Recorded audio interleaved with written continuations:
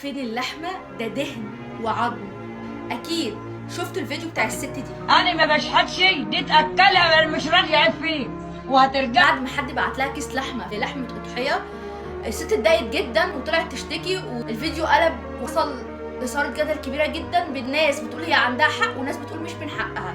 طب تعالى اقول لك الصح فين. الناس هنا بتتقسم نصين، ناس قالت ازاي تشتكي من حاجه جات لها ببلاش، وناس قالت لا الست دي فعلا عندها حق. بس في رايي انا بقى المشكله مش اللحمه خالص، المشكله الاكبر ان في ناس كتير قوي بقت تحس بالاهانه من طريقه العطاء. يعني الشخص بقى بيزعل اكتر من الشخص اللي قدام، بيشوفه ان هو قد كده، انت زيك زي ما انا هاكل انت هتاكل، وبكده تبقى انت بتطلع لله. معلش انت مش هتضحك على ربنا. يا رب انا طلعت وذبحت واديت ووزعت. وزعت ايه؟ وزعت دهنه وخدت اللحمه لنفسك، خدت اللحمه لحبايبك. ضحيه لله، طلع لحمه لله، لحمه الناس تاكل لحمه. فالسؤال اللي هساله لك دلوقتي، لو حد اداك حاجه اقل من اللي انت متوقعه هتشكره عليها ولا من حقك تزعل؟